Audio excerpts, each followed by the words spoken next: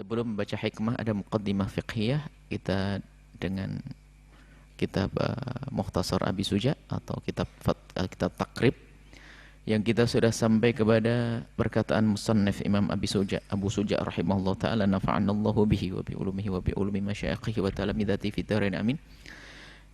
Hilangkol sampai kepada wat takbiratu 'inda ar-raf'i wal khafdi. Sunnah kita mengucapkan takbir di saat turun dan naik, ruku, sujud, berdiri dari sujud, itu sunnah. Jadi takbir di dalam sholat yang wajib hanya sekali, takbiratul ihram. Selebihnya adalah sunnah. Kalau seandainya kita tidak membacanya sah, akan tapi keterlaluan mengucapkan takbir saja nggak mau. Tapi yang harus kita pahami adalah sunnah, artinya mungkin ada orang yang lupa tidak membaca takbir, sah.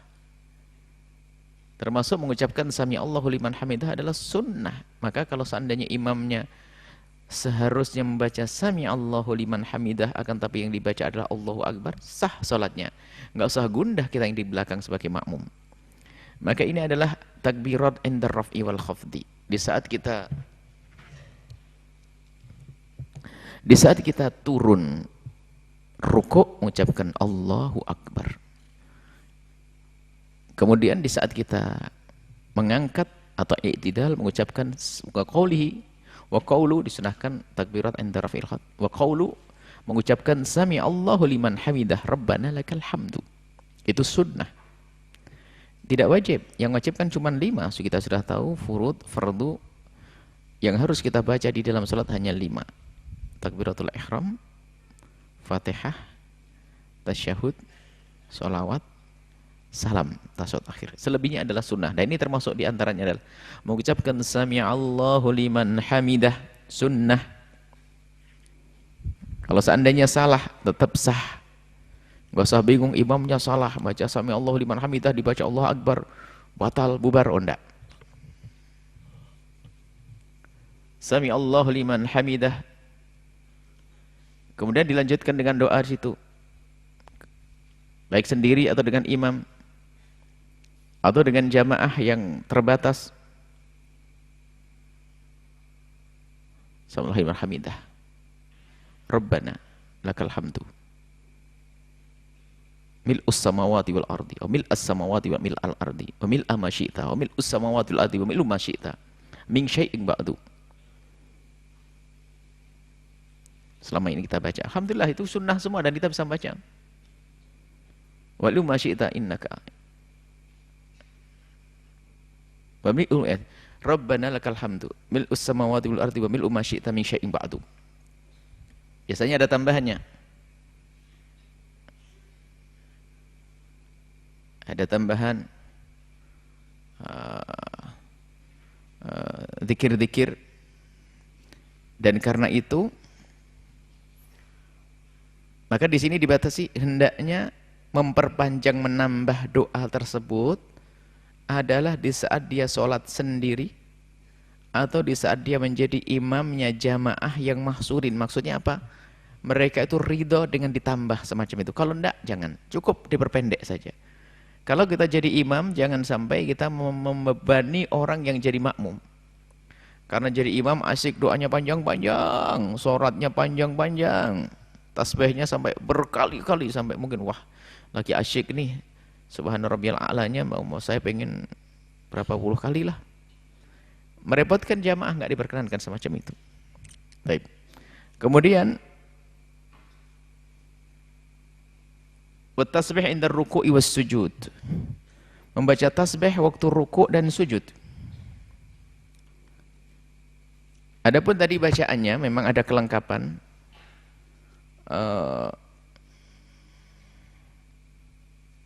Doa yang dibaca waktu i'tidal perlu difahami maknanya. Jadi itu menyanjung Allah. Sami Allahu liman hamidah. Allah Maha dengar kepada siapapun yang menyanjungnya. Maka kita perlu menghadirkan sanjungannya. Ya, sanjungan. Rabbana lakal hamdu. Wahai Tuhan kami, hanya untuklah, hanya bagimulah segala pujian dan sanjungan.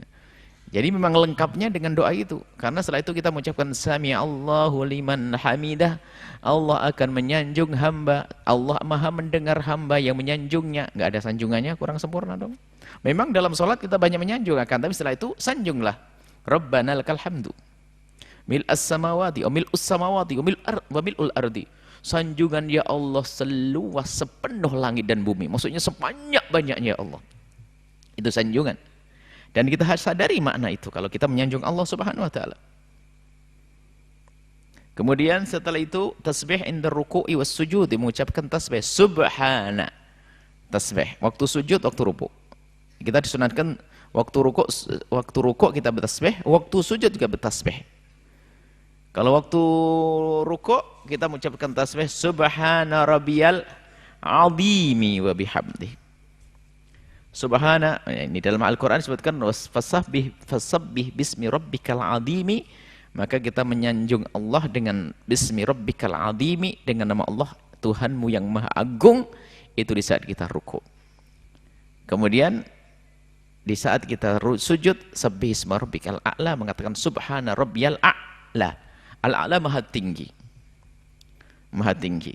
Itu sunnah. Sunnahnya sekali, sunnah di atas sunnah 3 kali. Kemudian setelah itu wawad'ul yadaini, meletakkan kedua tangan alal fakhidaini, di atas 2 paha. Yabsutul yusra, tangan kananmu kau hamparkan, kau lepas begini.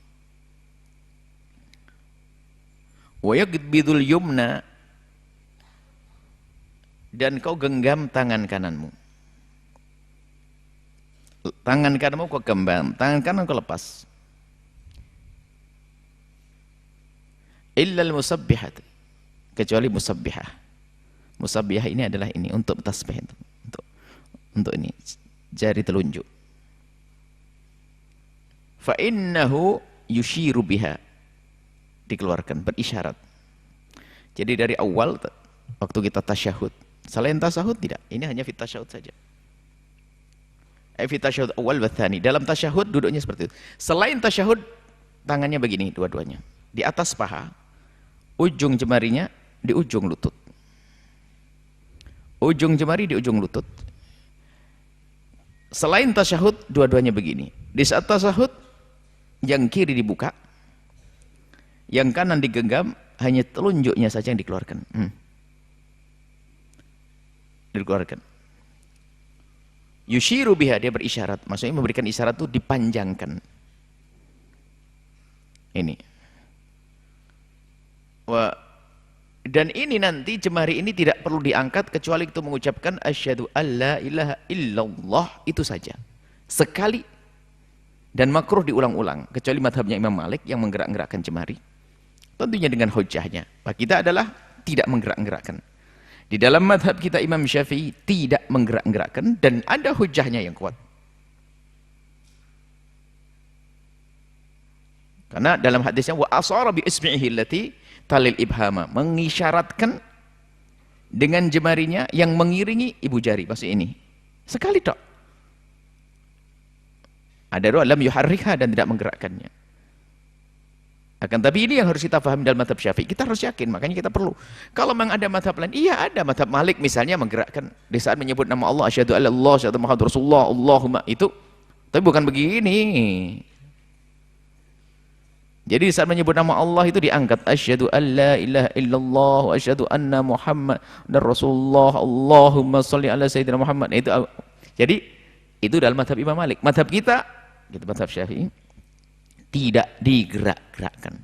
Kalau di kiri kanan Anda tiba-tiba ada orang menggerak-gerakkan jemarinya, mungkin dia pulang dari Maroko, belajar sana, belajar fikih Maliki. Oh, enggak pernah ke sana, berarti tidak tahu ikut siapa dia. Wong di Indonesia madhab Syafi'i kok gerak-gerakkan. Ini bukan masalah mencela, bukan. Semua ilmu itu harus ada yang diikuti dong. Nah, gila madhab Syafi'i, ya ikut madhab Syafi'i semacam. Mengisyaratkan sekali dong, geraknya sekali. Sekali waktu mengangkat tasyahud. Sampai selesai. Kalau digerakkan makruh malahan. Kemudian wal iftirash. Duduk tawarruk dulu. Iftirash. Mana duduknya? Wal iftirasu fi jami'il jalasati. Fi jami'il jalsati. Jalsah duduk. Setiap duduknya ada wal iftirasu. Wa wad'ul yadaini wal iftirasu fi jami'il jalsati. Setiap duduknya adalah dengan duduk iftiras. Wa tawarruku fil jalsatil akhirati, dan pakai duduk tawarruk di saat duduk rakaat di duduk yang terakhir, tasyahud akhir. Jadi kita kan di dalam sholat dari awal akhir menemui namanya duduk. Waktu rakaat pertama kita duduk di antara dua sujud. Rakaat kedua duduk di antara dua sujud. Rakaat kedua ada duduk dalam tasyahud. Ada rakaat ketiga dalam sholat duhur duduk di antara dua sujud. Di rakaat keempat sholat duhur, nah maka itu tasyahud akhir. Nah di saat tasyahud akhir tidak pakai iftiras tapi pakai tawarruk lah. Iftiras itu bagaimana? Kalau tawarruk, iftiras itu tahu firas? Tahu buat tidur. Yang sedang tidur pasti hafal firas. Hah? Aina Zaid alal firash. Mada yanam? Firash, iftiras. Jadi untuk mempermudah, iftiras itu menjadikan telapak kaki kirinya firash, kasur yang didudukinya. Jelas? Telapak kaki kiri diduduki, dijadikan firash. Kemudian telapak kanannya kalau bisa diberdirikan. Jemarinya dihadapkan ke kiblat kalau kamu masih bisa. Kalau sudah sepuh kakinya kaku ya nggak usah. Nggak usah dipaksain. Nggak wajib. Jadi kaki kananmu, telapak kananmu diberdirikan. Bisa kasih contoh satu? Kasih gambar. Nah, ngadepnya ke sana. Itu biar di gambar. Nah, itu iftiras. Jadi telapak kaki kirinya kurang jauh berarti nggak kelihatan. Kaki kirinya dijadikan firas, tempat duduk. Telapak kanannya diberdirikan semacam ini. Adapun memberdirikan telapak kanan kalau bisa. Kalau tidak bisa dilepas, tolong dilepas. Kalau nggak bisa, iya begitu. Jangan dipaksain, nanti malah keceklok kamu masuk rumah sakit. Baik. Ini makanya firas. Lah, tawarruk, warik itu apa? Mohon maaf ini. Saya mencari bahasa yang lembut, bahasa. Warik itu adalah bahasa Jawanya bogel, bokong. Ya. Jadi warik, kalau tawarruk itu adalah duduk dengan langsung menempelkan tempat duduknya ke lantai. Namanya tawarruk. Nah, caranya itulah tawarruk itu, lihat tempat duduknya nempel ke tanah, ke tempat duduk, dan telapak kaki kirinya diletakkan di bawah betis kaki kanannya. Kemudian telapak kanannya diberdirikan sebisa mungkin, kalau bisa dihadapkan jemarinya ke kiblat, paling tidak jempolnya. Itu namanya tawarruk. Lah ini sunnah. Tawarruk adalah setiap duduk yang diikuti salam, maka duduknya tawarruk.